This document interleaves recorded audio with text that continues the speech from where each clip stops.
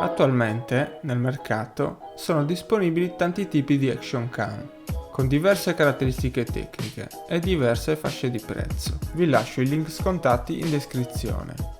Per chi decide di acquistarne una, la scelta non è affatto semplice. Ne ho provate diverse e posso dire con certezza che attualmente non ho ancora trovato un'action cam perfetta. Alcune eccellono infatti in determinati ambiti, ma d'altra parte hanno carenze o problematiche tecniche che le rendono poco adatte a determinati utilizzi. Andrò quindi a spiegarvi le varie differenze principali, evidenziando i punti di forza e di debolezza principali, in modo da aiutarvi a fare una scelta consapevole, andando a scegliere il modello che fa al caso vostro, secondo budget e necessità tecniche. Fatte queste premesse, dividiamo il gruppo delle 6 action cam in 3 fasce di prezzo. Fascia alta, dove collochiamo la Garmin Virb Ultra 30 e la GoPro Hero 5. Fascia media con YI 4K e GoPro Hero 4 Session. Fascia bassa YI 4K Lite e Icontex 4K. Partiamo analizzando GoPro Hero 5. La Hero 5 è forse la cam più conosciuta e diffusa per via del marchio GoPro. Funziona bene, ha un'ottima qualità video, è stabilizzata a 60 fotogrammi al secondo fino a 1080p e risulta impermeabile 10 metri senza l'utilizzo del case subacqueo. Dotata di diverse modalità di inquadratura e risoluzione video fino al 4K. Ottima sia per vlog che per registrare sport di azione. Ottime foto. Comandi vocali anche in italiano. Software con Quick Stories per chi vuole estrarre un breve video da condividere sui socials. Facile da usare con schermo touchscreen e connessione Wi-Fi con smartphone. Di contro risulta abbastanza pesante, se paragonata ad altre action cam. La trovo un po' scomoda sul casco, soprattutto in escursioni di 4 ore e oltre, si fa sentire. Non serve la custodia subacquea, ma siete obbligati a montarla dentro il case plastico, per poterla agganciare nei classici supporti. Trovo questa manovra un controsenso, anche perché il LED che notifica l'accensione e la registrazione risulta nascosto e scarsamente visibile, tanto più in condizioni di forte luce. Spesso non si capisce se la telecamera sia in registrazione oppure no. Il microfono funziona bene, ma il movimento soffre di forte fruscio per via del vento. Va coperto il foro per migliorare il suono. Trovate i tutorial in rete. La batteria è buona, in modalità 1080p. La durata si riduce drasticamente all'aumentare della qualità utilizzata in fase di ripresa. Meglio comprare almeno una batteria extra se volete usarla intensamente. Non è compatibile con le batterie dei modelli Hero precedenti. Dovrete quindi acquistare batterie nuove. Passiamo ora alla Garmin Virb Ultra 30, la cam che utilizzo da più tempo e con più piacere. Si tratta di una cam compatta ma piena di funzionalità. Si può usare dentro il case oppure in un case aperto come quello di Hero 5. Il peso è simile. I LED sono ben visibili, presenti in più punti, sopra, sotto e dietro. Unica cam in cui lo schermo touchscreen funziona anche dentro la custodia. L'audio è ottimo dentro il case, che è stato studiato appositamente, il migliore della categoria. Le altre cam chiuse nel case subacqueo producono tutte un audio inutilizzabile. Qualità video ottima fino al 4K, stabilizzata fino a 1080p a 60 fps. Qualità leggermente inferiore a Hero 5, in qualche modalità video. Il video richiede più post-produzione per ottenere risultati eccellenti, cosa normale contando che Virb è uscita sul mercato da tempo, come il rivale della Hero 4. È una cam estremamente polivalente, in quanto è possibile configurarla integralmente come si preferisce, andando ad agire su qualsiasi impostazione, apertura dell'obiettivo, ISO, angolo di visuale, eccetera. Le impostazioni possono poi essere salvate con dei profili, a cui assegnare un nome. È possibile attivare rapidamente il profilo con 2 clic sullo schermo. avendo quindi a disposizione infiniti settaggi preparati da voi. Sarete in grado di ottenere sempre il massimo a seconda della situazione. Ad esempio potete settare un'inquadratura stretta e stabilizzata per il vlog, una larga per i panorami, una molto luminosa per i luoghi bui, eccetera. La cam è dotata di GPS. A differenza di Hero 5 non solo registra la velocità, ma anche la traccia, altitudine, forza G, eccetera. Potrete quindi registrare video e traccia GPS dettagliata dallo stesso dispositivo e poi estrarla per uso su altri dispositivi GPS. È poi dotata di connettività ANT+, Wi-Fi e Bluetooth. Potete collegarla a tutti i sensori Garmin, come cardiofrequenzimetro, orologio, sensore di cadenza e pedalata. I dati vengono elaborati e tramite il software Garmin Virbedit potete inserire tutto a schermo, con una miriade di indicatori personalizzabili. La telecamera più completa in assoluto sotto questo punto di vista. È dotata di una funzione rapida per registrare un video. È infatti sufficiente spingere in avanti la levetta. La telecamera si accende e registra. Per spegnerla si tira la leva indietro. Saprete sempre se sta registrando o meno, anche da bendati. Schiacciando il pulsante all'interno della levetta si scatta una foto. Come aspetti negativi abbiamo il prezzo ancora alto, visto che ormai sono presenti modelli più aggiornati come Hero 5 6 Y4K Plus. Non è impermeabile senza il case. La qualità video è ormai superata dalle versioni aggiornate della concorrenza. Nella fascia media troviamo Y4K.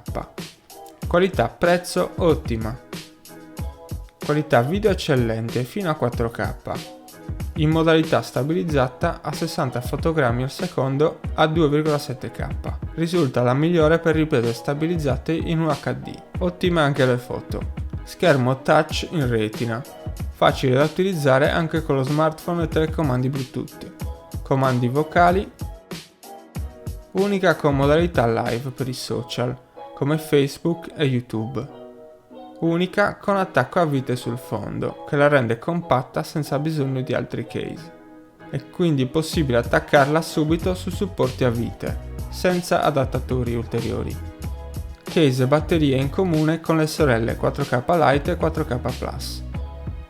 Ottima sia per vlog che per video in azione. Firmware aggiornato con costanza. Assistenza sempre presente. Per quanto riguarda i difetti, c'è da dire che in stand-by, in modalità UHD, consuma la batteria molto velocemente, come se stesse riprendendo.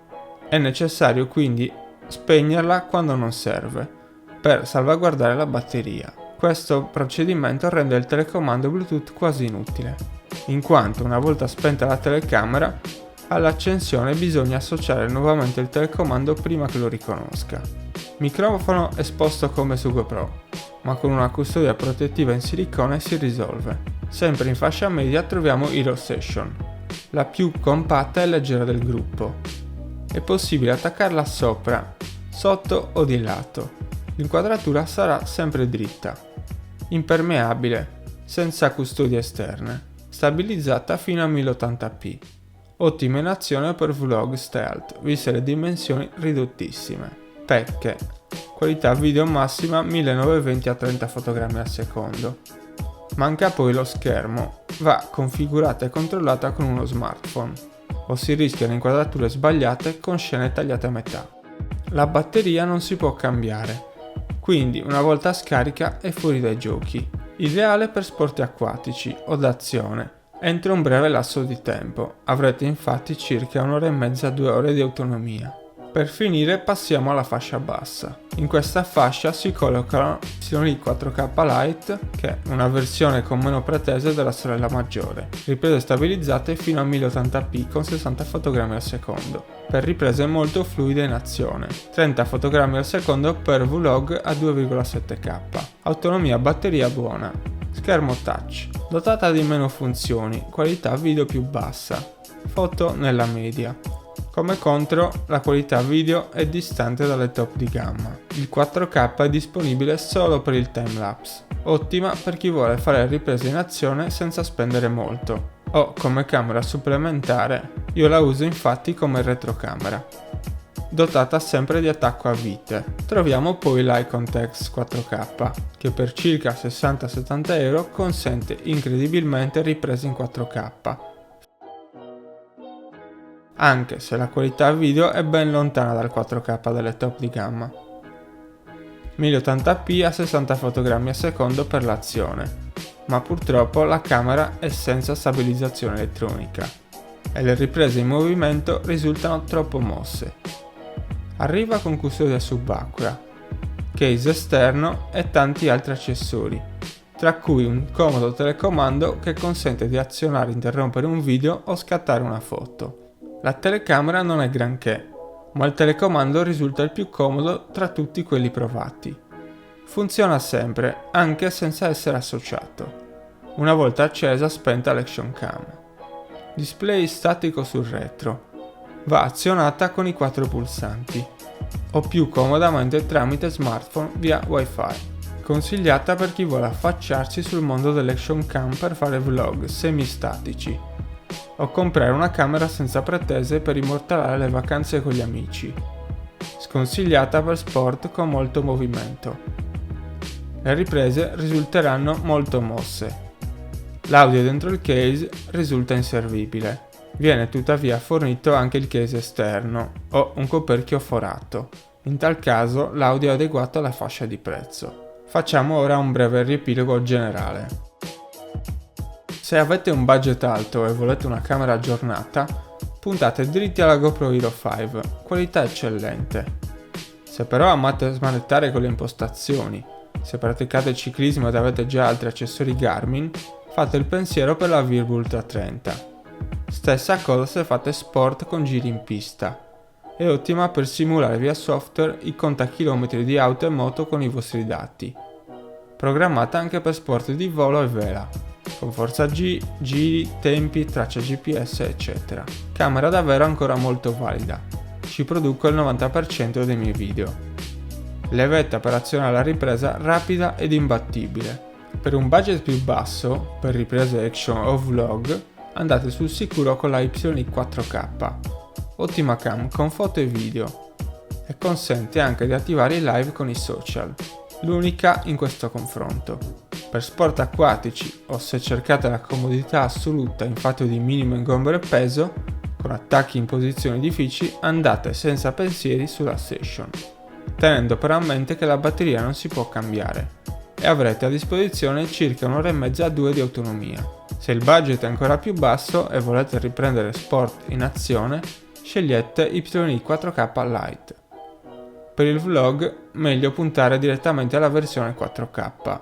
Se volete una telecamera da principiante completa di accessori per iniziare a fare riprese senza pretese né rimorsi, potete acquistare l'Icon Tech 4K, che per 60-70 euro offre il pacchetto completo di accessori.